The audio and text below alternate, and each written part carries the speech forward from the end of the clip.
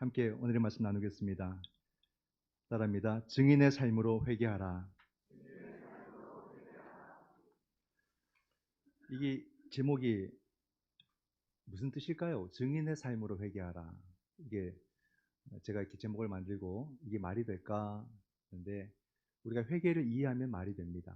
근데 회개를 이해하지 못하면 이 말이 이상한 말로 들리고 어색한 문장처럼 되죠. 그래서 오늘 우리가 이 제목을 우리가 이해하는데 오늘의 말씀을 함께 집중을 하고 말씀을 쭉 따라가다 보게 되면 마지막에 이 제목으로 마치게 됩니다. 그래서 이 제목을 우리가 온전히 이해하는 그런 시간이 되겠고, 이해했다면 은혜 받은 것입니다. 그래서 오늘 우리가 제목을 향해 가는 또 그런 시간 함께 만들어갈 수 있기를 바랍니다. 우린 십자가 사건이 지나고 그리고 예수 그리스도의 부활의 사건이 지나고 이제 우리는 어디를 향해서 가고 있냐면 오순절 성령 강림의 사건을 향해서 가고 있습니다. 그래서 이제 50일인 거죠. 50일이 지나면 오순절 성령 강림의 사건이 있습니다. 여기서 우리가 보아야 될 이런 묵상의 포인트는 어디냐면 십자가에서부터 부활, 오순절 성령 강림까지 속에서 우리가 집중해야 되는 것은 제자들의 변화입니다. 제자들이 어떻게 변하는가를 우리가 바라보는 것이 바로 이런 귀한 절기 속에서 중요한 주제가 된다는 거죠.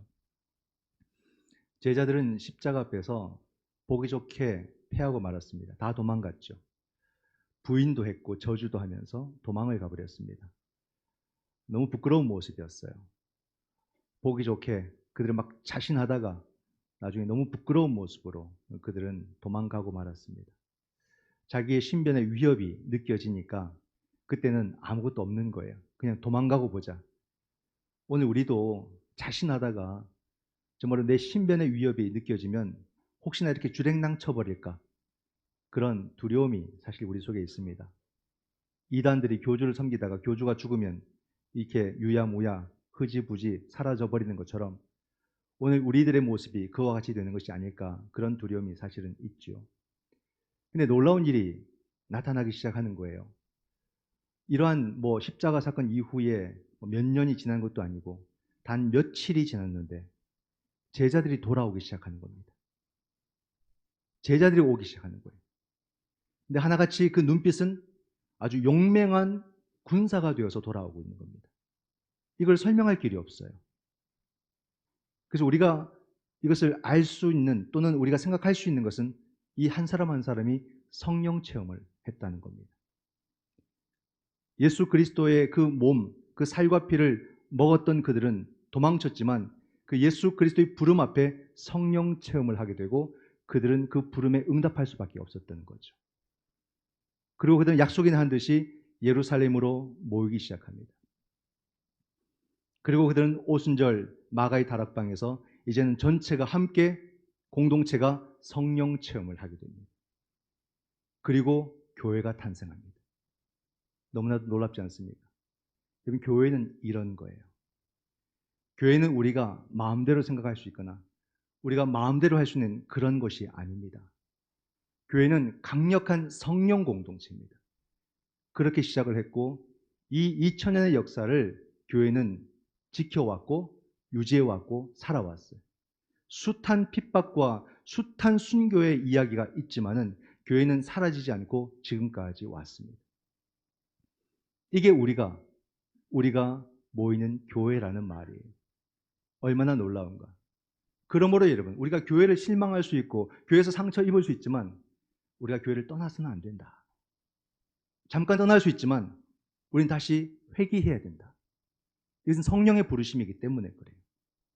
근데 오늘날 우리가 위기 시대를 살고 있지 않습니까? 성도들이 교회를 다 떠났어요. 가난한 성도도 많지만 아예 신앙을 버려버린 사람도 얼마나 많은지. 더 위기는 뭔지 아십니까? 목회자가 교회를 떠나요. 지금 목회자들이 교회를 떠나는 시대가 됐어요. 이제 목회자가 나가면 새롭게 구하기가 어려워졌습니다. 느끼십니까, 여러분? 저는 목사로서 너무 느끼는 거죠. 목사님들은 막 긴장을 지금 하고 있어요. 이 사태를 어떻게 수습을 해야 되는가?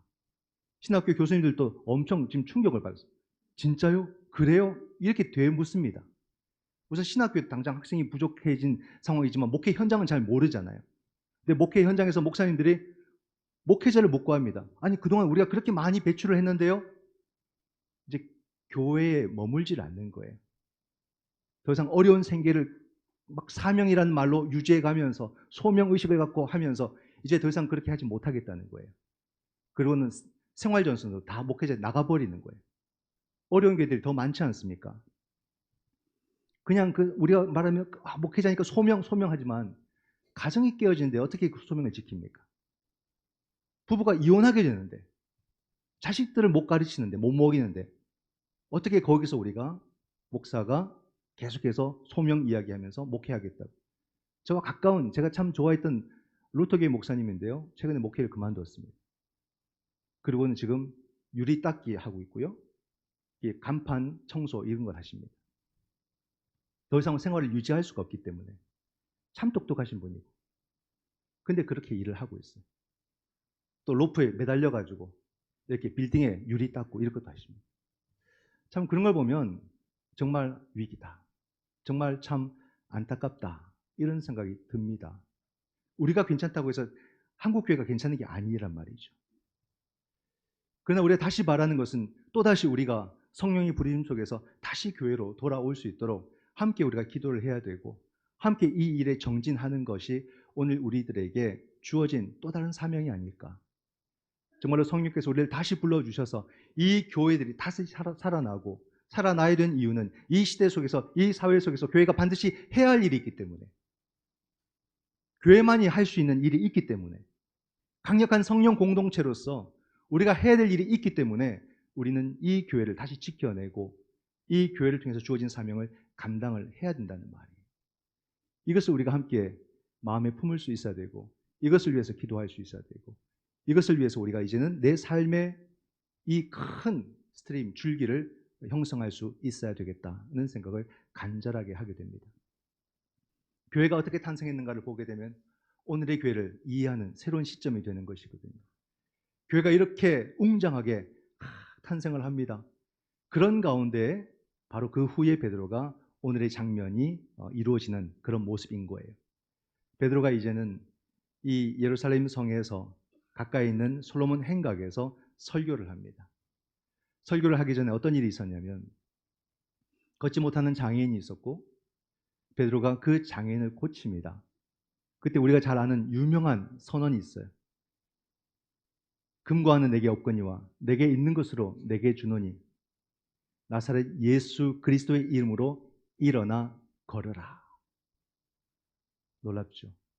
며칠 전에 얼마 전에 도망다니던 부인하고 저주하고 도망갔던 이 사람이 이런 놀라운 믿음의 선언을 하는 사람이 되었어요. 이 변화를 우리가 그냥 지나가면 안 됩니다. 이게 어마어마한 사건이거든요. 사람이 이렇게 바뀔 수 있을까? 이게 성령의 역사가 아니면 해석이 안 되는 부분이에요. 우리 이 시점에서 빨리 지나가면 안 되고 이걸 깊이 들여다봐야 돼요. 이 베드로의 그 선언 속에서 이 장애인이 치유되는 역사가 일어났어요. 그러니까 사람들이 베드로를 막 높이 지켜 세웁니다. 와, 대단하다.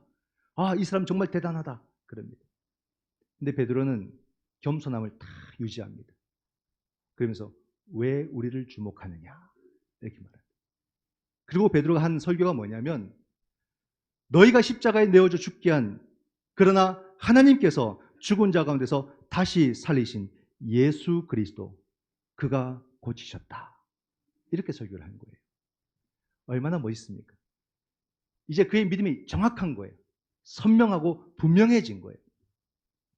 그리고 19절 말씀을 통해서 이 초대교회의 그 신앙의 핵심을 보여주는데 이것은 우리들의 신앙의 핵심이기도 합니다. 19절에 보게 되면은 그러므로 너희가 회개하고 돌이켜 너희 죄 없이 함을 받으라. 이같이 하면 새롭게 되는 날이 주 앞으로부터 이를 것이요. 너희가 회개하고 돌이켜 너희 죄 없이 함을 받으라.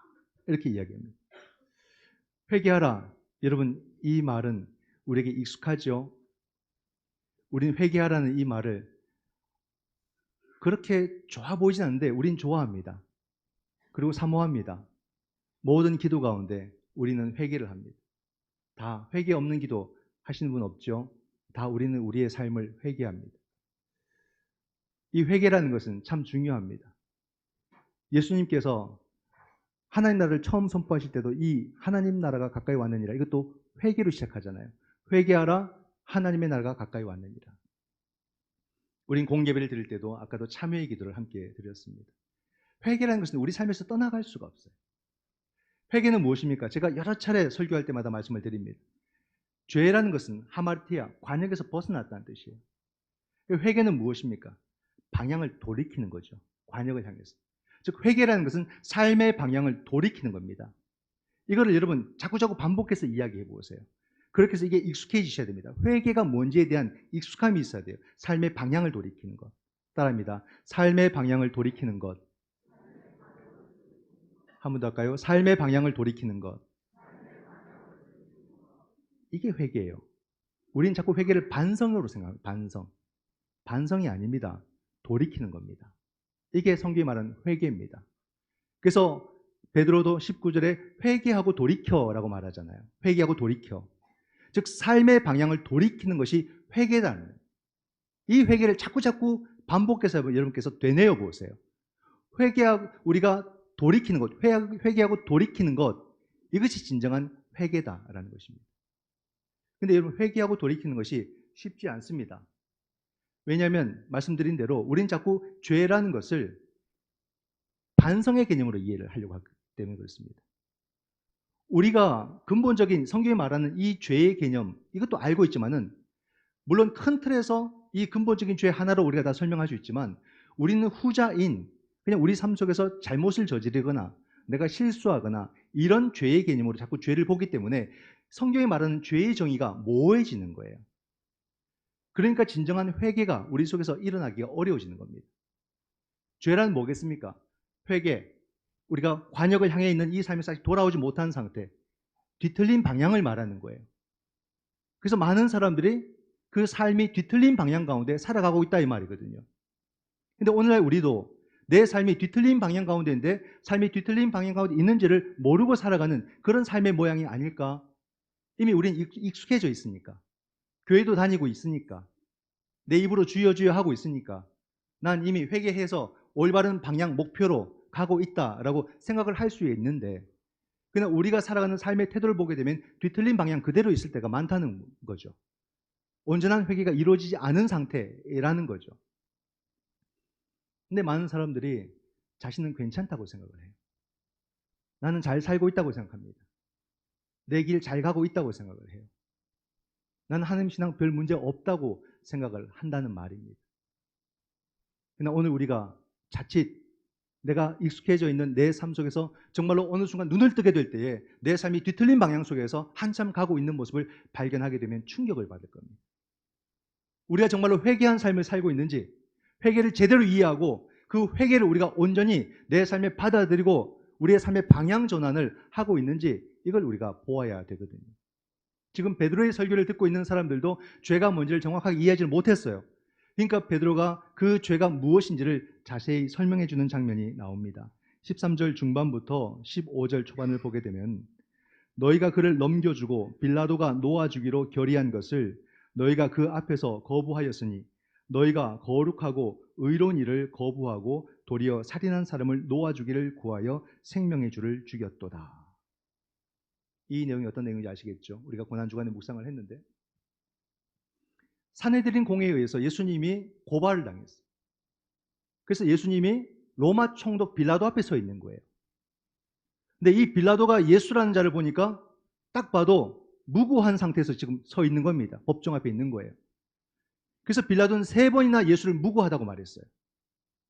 근데 사람들이 얼마나 격동하는지 예수가 아니라 바라바, 그 강도 바라바를 놓아달라. 예수는 십자가에 못 박아달라. 그걸 막 무리들이, 군중들이 외치는 겁니다. 그러니까 빌라도가 자기의 뜻을 굽혀가지고 예수는 십자가에 바라바는 놓아주는 이런 상황이 된 거죠. 그 이야기를 지금 베드로가 하고 있는 거예요. 근데 여러분, 그렇게 외쳤던 이 유대인들을 우리는 어떻게 생각합니까? 무조건 잘못됐다 이렇게 얘기할 수 있을까요? 그들의 입장에서 생각해 보면 유대인들은 자기들이 할 행동을 한 거예요. 한번 생각해 보십시오. 뿌리 깊은 이 유대교 가운데서 살아온 사람들이에요. 조상 대대로 이 유대교 신앙 속에서 율법 붙들고 살아온 사람들입니다. 그걸 우리가 이해할 수 있는 것은 지금 중동을 한번 보세요. 이스라엘과 팔레스타인이 싸우는데 그들은 양보가 없습니다. 아무리 미국이 막 뭐라고 해도 그들은 자기 할 거 다 하는 사람들이에요. 왜 그렇습니까? 그들은 목숨 걸었거든요. 그 종교심 때문에. 그건 이스라엘도 마찬가지고 이슬람도 마찬가지인 겁니다. 그만큼 종교심이 강력한 사람들이에요. 그런 입장에서 지금 예수라는 한 청년을 보았을 때에 이 예수라는 자는 신성 모독죄를 저지르고 있는 겁니다. 이건 도무지 못 받아들이는 거죠. 자신이 하나님의 아들이라는 겁니다. 어떻게 이걸 받아들입니까? 당연히 안 되죠. 성전을 모독했어요. 다 흩뜨려버리고 헐라 내가 서울이라 막 이런 얘기를 합니다. 그들이 가장 중요하게 여기는 법 안식일법을 마음대로 어겨버려요. 정결법도 마음대로 어겨버려요. 그러니까 그들의 입장에서 볼 때는 예수를 받아들일 수가 없는 겁니다. 차라리 바라바를 놓아주고 예수를 십자가에 못 박는 게 그들에게는 맞는 거예요. 그렇지 않겠습니까? 그러나 그럼에도 지금 베드로는 그것이 얼마나 큰 죄인지 너희가 알아야 된다. 우리가 이 사실을 모른다. 이렇게 이야기를 하고 있는 겁니다. 근데요, 더 두렵고 안타까운 것은 오늘날도 이 십자가 사건은 여전히 진행 중이라는 사실입니다. 왜냐하면 오늘날 사람들은 자신의 죄를 생각하지를 않아요. 자기의 죄성이 무엇인지를 들여다보지를 않습니다. 자기가 죄인이라는 사실, 자기가 얼마나 큰 용서함을 받았는지에 대해서 깊은 묵상이 없어요. 자기의 죄를 들여다보지 않기 때문에 죄를 위해서 십자가를 지신 그 예수님의 십자가 사건이 우리에게는 아무런 감흥이 없는 거예요. 십자가에 대한 감흥이 없으면 부활의 생명에 대해서 관심이 없어지게 됩니다. 이건 다 하나로 이어져 있거든요. 내 죄를 알 때 십자가 은혜가 얼마나 큰지를 알게 되고 십자가 은혜가 크다고 느끼는 사람만이 부활의 생명의 감격을 느낄 수 있는 거예요. 이걸 따로따로 생각할 수 있는 문제가 아니다 이 말입니다. 내 죄라는 것이 법률적인 죄가 아니라 하나님을 거부하려는 하나님 나라를 향하지 않는 그런 내 삶의 태도와 내 본성이 죄라는 말이에요. 이걸 우리가 들여다보지 못하니까 예수님의 십자가가 나에게는 아무런 재미가 없는 거예요. 십자가가 재미가 없으니까 부활이 안 다가오는 거예요. 이 모습은 무엇과도 같냐면 2000년 전에 이 유대인들이 예수가 십자가에 달린 것은 나 때문이 아니라 자기와 관련된 문제 때문이다. 이렇게 생각하는 것과 같다는 말이죠. 그렇게 보면 바라바를 놓아주고 예수를 십자가에 못 박으라 외친 사람이 바로 저와 우리라는 말이에요. 똑같다는 말입니다. 나의 죄와는 무관하고 아마 자기 문제 때문에 십자가를 지셨을 것이다. 이렇게 생각하는 것과 같다는 말이에요. 이게 얼마나 두렵습니까? 아, 내가 유대인들이었구나. 내가 다시 십자가에 예수님을 못 박고 있구나. 이렇게 내 자신을 발견하게 돼요. 근데 여러분 베드로가 지금 2장에서부터 쭉 설교를 하는데요. 베드로는 지금 이 유대인들에게 너희들은 죄인이다. 모든 책임이 너희에게 있다. 이걸 말하려고 설교하고 있을까요? 그게 아닙니다. 도리어 지금 베드로는 이제 유대인들을 위로하고 있고요. 그들을 격려하고 있고요. 왜냐하면 이제 그들은 선교와 전도와 섬김의 대상이거든요. 그들에게 상처 주고 싶지 않아요. 도리어 그들을 변호해 주고 있어요. 너희가 알지 못해서 예수를 거부한 것이다. 너희들만의 잘못은 아니다. 우리도 다 십자가 없이 도망갔던 사람들이다. 그러나 우리가 이제 함께 보아야 될 것은 하나님께서 죽은 자 가운데서 예수 그리스도를 살리셨고 그는 부활의 생명이 되셨다. 그러므로 이제 당신들도 우리들도 우리의 모든 삶의 방향을 그 부활의 생명으로 돌려야 된다. 이 설교를 하고 있는 겁니다. 회개하라. 이건 너희가 죄인이다. 이 말이 아니라 우리 다 같이 삶의 방향을 저 생명으로 돌립시다. 십자가 전에는 당신들도 몰랐고 우리도 몰랐고 그래서 우리는 참 부끄러운 행동을 했지만 그 부활 사건 이후에 예수 그리스도께서 영원한 생명이 되셨기 때문에 이제 당신도 우리도 그 생명으로 우리의 삶을 돌려야 됩니다. 이걸 외치고 있는 거예요. 이 베드로가 이런 사도가 된 겁니다. 그럼 오늘 우리들의 일은 뭐냐? 하나님이 예수 그리스도에게 하신 그 일처럼 우리도 이제는 생명의 일을 하는 것이 우리가 삶의 방향을 전환하는 겁니다. 돌리는 거예요.